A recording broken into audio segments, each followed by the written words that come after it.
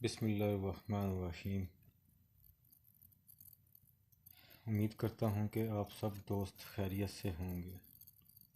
آج 87واں دن ہے، اسرائیل کی جارحیت جاری ہے اور فلسطین کے مسلمان بے یار و مددگار ہیں۔ آئیں آج فلسطین کے ساتھ اظہار یکجہتی کرتے ہیں کہ اسرائیل اس پر ظلم کر رہا ہے۔ اب تک تو آپ لوگوں نے بہت سارے ایسے مناظر دیکھے ہوں گے کہ نہتے فلسطینی کھلے آسمان کے تلے ہزاروں کی تعداد میں اپنی طرف آنے والے میزائلوں کا نشانہ بن رہے ہیں۔ ان سب چیزوں کے باوجود وہ ڈٹے ہوئے ہیں کیونکہ ان کو اللہ پر بھروسہ ہے۔ کیونکہ اگر یقین ہو کہ اللہ میرا مددگار ہے اور اگر یقین ہو کہ اللہ ہر آن میرے ساتھ ہے تو پھر کوئی خوف، کس کا خوف؟ بے شک ان کو کسی کا خوف نہیں، لیکن افسوس اس بات پر ہے کہ ہم امت مسلمہ، ایک نبی اور اللہ کے ماننے والے، ایک ہی کتاب کو ماننے والے، ہم کیسے اپنے مسلمان بھائیوں پر ظلم ہوتا دیکھ رہے ہیں، لیکن ہم ان کے لیے کچھ نہیں کر رہے۔ لیکن باری سب کی آئے گی، جب خود پر گزرے گی تو پتہ چلے گا۔ اس وقت سے ڈر جائیں جب آپ سے آج کا حساب مانگا جائے گا۔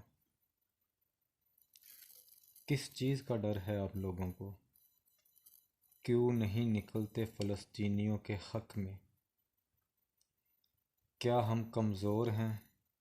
کیا ہم بزدل ہیں؟ نہیں، ایسا نہیں ہے، لیکن ہم نے تو دنیا ہی کو سب کچھ سمجھ لیا ہے۔ جبکہ حکم ہوا ہے کہ دنیا میں تو ایسے رہو گویا کہ تم اجنبی ہو یا راہ چلتے مسافر۔ بس اس سے زیادہ دنیا کے ساتھ جس نے بھی لو لگائی پھر تباہی ہے، بربادی ہے۔ آئیں جانتے ہیں کہ قرآن اس کے بارے میں کیا حکم دیتا ہے۔ سورہ توبہ کی آیت نمبر 38، جس میں اللہ تعالیٰ فرماتا ہے، مومنو، کیا تمہیں ہو کیا گیا ہے کہ جب تم سے کہا جاتا ہے کہ اللہ کی راہ میں جہاد کے لیے نکلو تو تم اپنے گھروں سے نکلنا نہیں چاہتے؟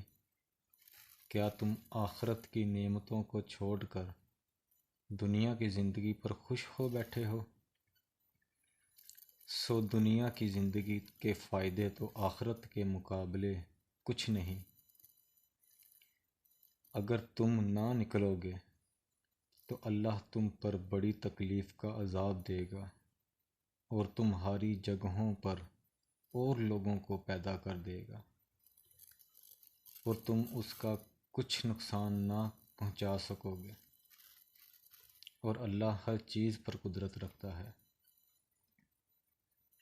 اور اللہ تعالیٰ فرماتا ہے کہ اے نبی صلی اللہ علیہ وآلہ وسلم، ان کے کان کھول دیجئے، اچھی طرح سے سنا دیں کہ اے لوگو، ایمان کے دعوے دارو، اگر تمہیں اپنے باپ، اپنے بیٹے، اپنے بھائی، اپنی بیویاں، یہ رشتہ دار اور وہ اپنے مال جو تم نے بڑی محنت سے کما کے اپنے کھاتے بھرے ہوئے ہیں، اور وہ اپنی تجارت جس کی تمہیں فکر رہتی ہے کہ کہیں مندہ نہ ہو جائے، اور اپنی حویلیاں، اپنے محل جو تم نے تعمیر کیے ہیں، اگر یہ 8 چیزیں محبوب ترین ہیں اللہ سے، اللہ کے رسول سے، اللہ کی راہ میں جہاد سے، تو جاؤ، دفع ہو جاؤ، وہاں بیٹھ کر انتظار کرو